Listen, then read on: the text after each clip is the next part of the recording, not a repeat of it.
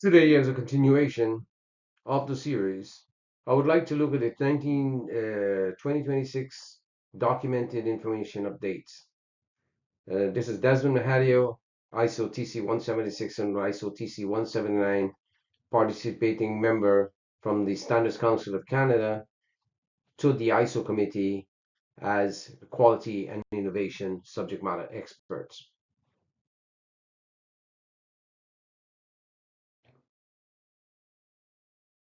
So what are we going to be doing today? We want to understand the harmonized structure as it's used in ISO 9001 2026. The key changes in the documented information technology and terminology, implications for organizations, the availability and evidence, and some practical implementation strategies. I've put this slide together primarily because there is always this mix and match of the terms compliance and conformance. I'm not going to read this out, but if you look at the core ISO definitions, conformity is a fulfillment of a requirement, whereas compliance is meeting those obligations or compliance obligations, which normally are legal and statutory. Conformance requirements, it's really a requirement of a specification to a standard. In usage, conformity is for voluntary standards, as is ISO 9001 and 14001, for example. They're all internal benchmarks, and the compliance refer to laws, regulations, which are mandatory for industry and for whichever geographical country or region you're performing in. So, to give you a practical example, if a factory is certified to ISO 14001 to manage better its environmental impact, and because it wants to improve efficiency and brand reputation, they will need to conform to the requirements of that standard. Within the standard, however, they will also have compliance requirements because that same factory must now adhere to, for example, hazardous waste regulations, which is part of its local government, and that is a mandatory or legal obligation.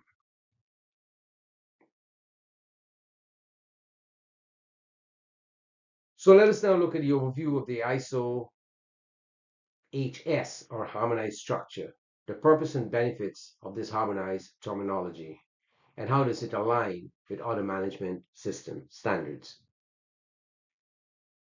The 2026 revision of the ISO 9001 adopts this harmonized structure, aligning with former what was known as the Annex SL and the HLS, or the harmonized high-level structure, which was the common framework for all ISO management system standards. This harmonization, the aim was to promote consistency by standardizing the clause titles and sequence, thus simplifying the integration of multiple management systems such as 14,001, 45,001, 56,001, to name a few. The new structure in the HS, or harmonized structure, facilitates streamlined audits and documentation control by providing a uniform architecture that organizations can readily adapt, enhancing interoperability and reducing redundancy across compliance frameworks. The harmonized terminology ensures uniform understanding and application of quality management principles across diverse industries globally. It reduces ambiguity, thereby providing communication between stakeholders and auditors. The standardized language that is used supports clearer documentation practices, facilitates training and onboarding, and enables a more straightforward compliance verification. Research shows that organizations using harmonized terminology across integrated systems reduce audit preparation time by as much as 20%. ISO 9001 2026 convergence with other management system standards such as 14,001 environmental management, 45,001 the occupational health and safety, and 56,001 the innovation management standard facilitates easier integration of the management systems. This alignment supports organizations in managing multiple compliance requirements and conformance requirements across a unified framework, which minimizes the duplication of effort. Data from industry indicate that organizations that adopt an integrated systems report a 30% gain in internal process efficiency stemming from harmonized documentation and audit processes. So, what are the key changes in this terminology? We're replacing maintain documented information with shall be available as documented information. And this HS structure was changed in 2021. We're updating retained documented information to as evidence of. The documented information shall be available as evidence of, clarifying the intent as evidence of and legal requirements. The terminology shift from maintain to shall be available as underscores the emphasis on accessibility and usability of documented information rather than just mere retention of that information. This change mandates organizations to ensure documented information is readily available and accessible for relevant personnel, which promotes a more real-time use in decision making and process verifications. Studies show such accessibility improvements enhance compliance and conformance efficacy by improving transparency and reducing delays in information retrieval during audits and reviews. Many of you are familiar that in audits, when we said that the information should be accessible, we normally would give time, maybe 48 hours, and that records would be produced before the cycle of the audit is completed. What we are looking for is now more agility, more relevance, more transparency, and faster accessibility, leveraging current technology. Gone are the days of records being in PDFs or other hard copies and binders.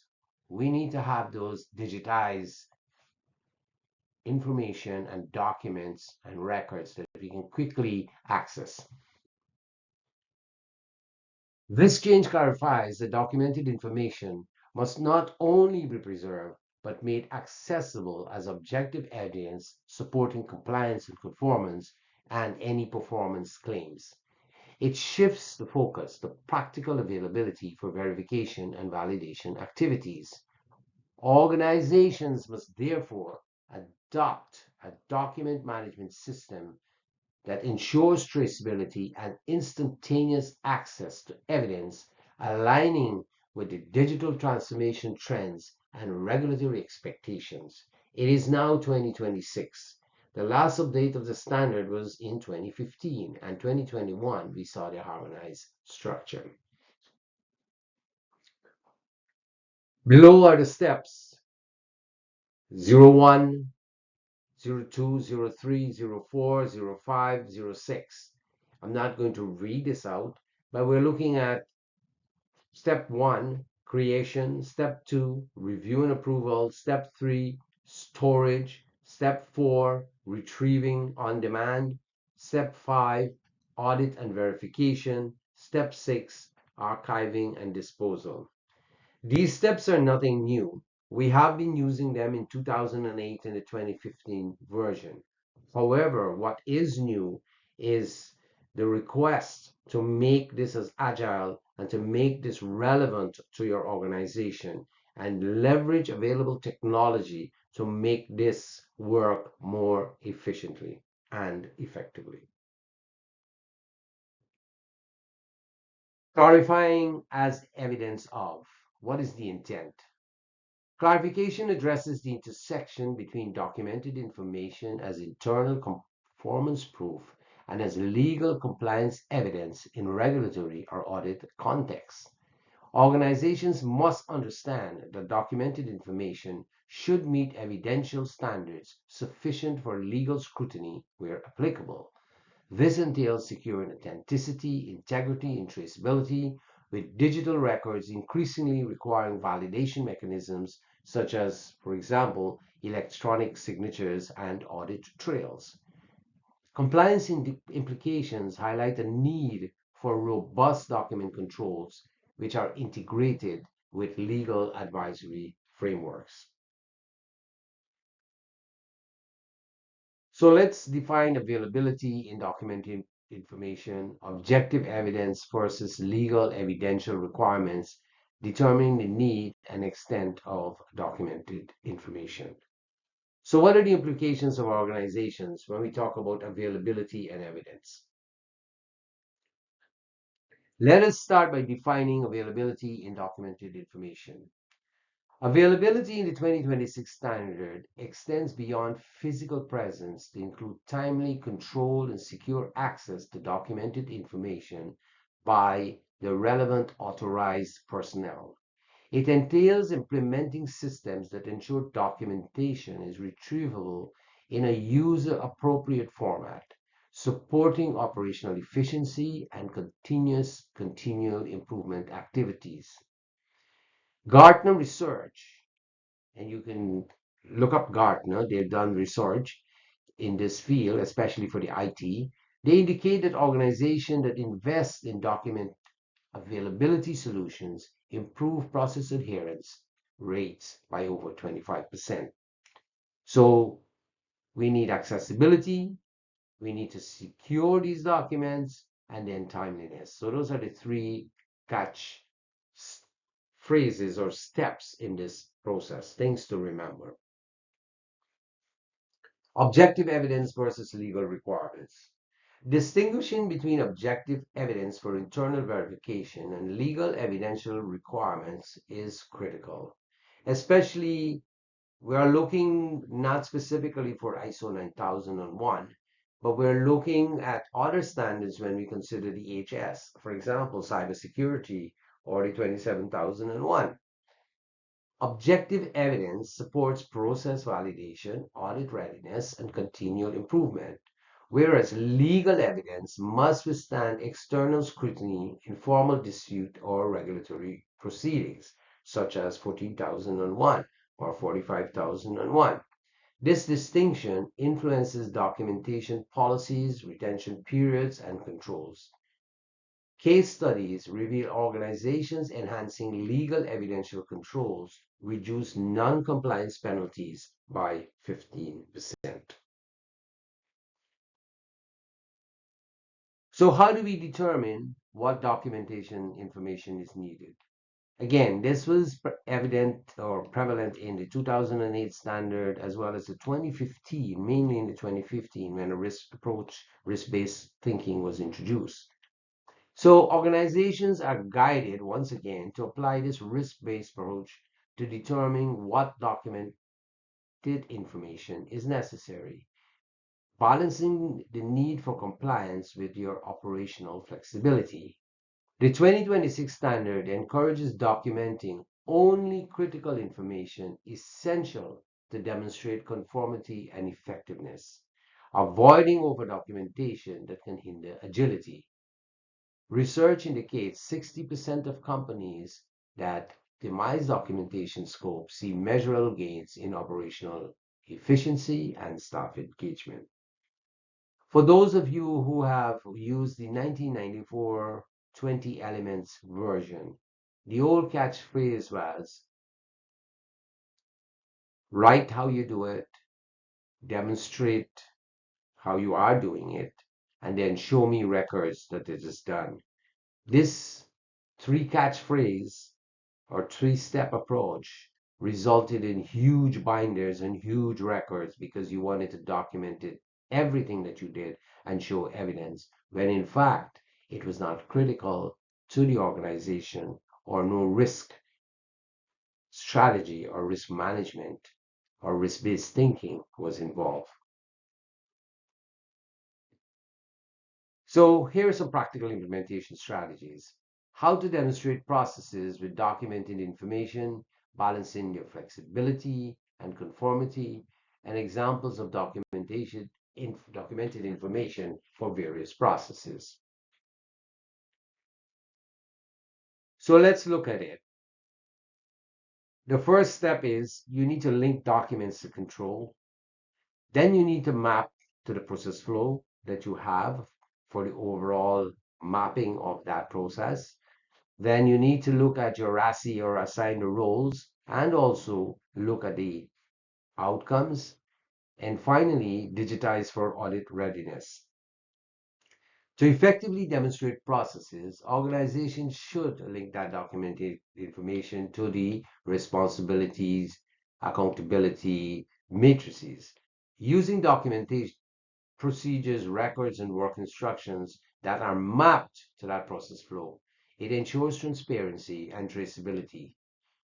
The use of digital tools are now recommended, and they are really looking in this new digitization and technology and AI world so that you can use things like process mapping software or document management system to enhance visibility, audit readiness, and continual improvement cycles.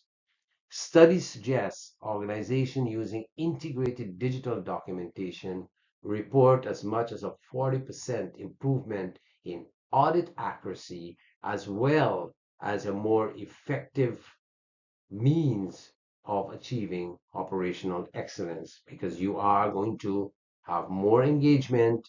You are not going to be burdened by a document control system that ties you up in a lot of administrative work.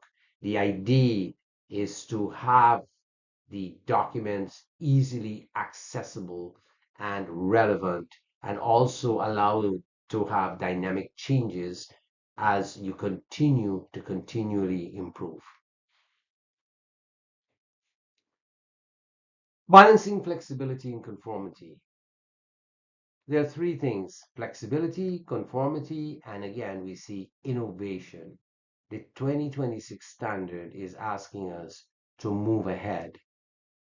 It promotes flexibility by allowing organizations to determine the extent and format of documented information that is suited to their context while still conforming to requirements.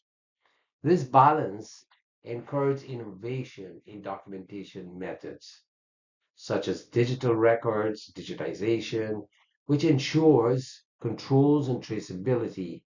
Metrics from industry audits show that organizations leveraging this flexibility tend to reduce unnecessary documentation by 30% without compromising compliance, conformance, or quality. It also achieves greater operational excellence through effectiveness and an engaged workforce. Let's look at some documented information examples. Examples range from documented policies, quality objectives, audit reports, non-conformity records, to calibration and training records. Each document type serves to provide evidence of conformity. They support critical decision making, or they would have to demonstrate legal compliance. For example, calibration records ensure measurement traceability. It is critical in manufacturing, while training records validate competency in service industries. Industry surveys reveal that well-structured documented information correlates with at least 25% increase in customer satisfaction scores. And why this is so? When we have repeatable processes, then people can leverage those processes using technology. They can work in those processes, leveraging the technology in the people process technology paradigm to achieve greater organizational success and result in customer satisfaction. So, in conclusion, ISO 9001 2026 provides us with clarity. This presentation highlighted the key changes in the ISO 9000-2026, which uses the HS or the ISO harmonized structure. It focuses on updated terminology and practical guidance for documented information. Understanding these changes helps organizations ensure viability, availability, compliance, and effective implementation, which ultimately enhances your quality management system, its alignment, efficiency, and effectiveness. With the harmonized structure, updates make your requirements easier to interpret and apply consistently. We have in the HS clearer language that supports understanding across roles and sites, especially as we move into integrated management system standards. There's practical guidance, emphasis on what works in practice, not just what to document. And availability, conformance, and compliance helps ensure controlled access, audit readiness, and efficient QMS alignment. Contact me for further insights and follow for more updates in ways you can look at the new 2026 standard and move your organization and be ready. Thank you very much.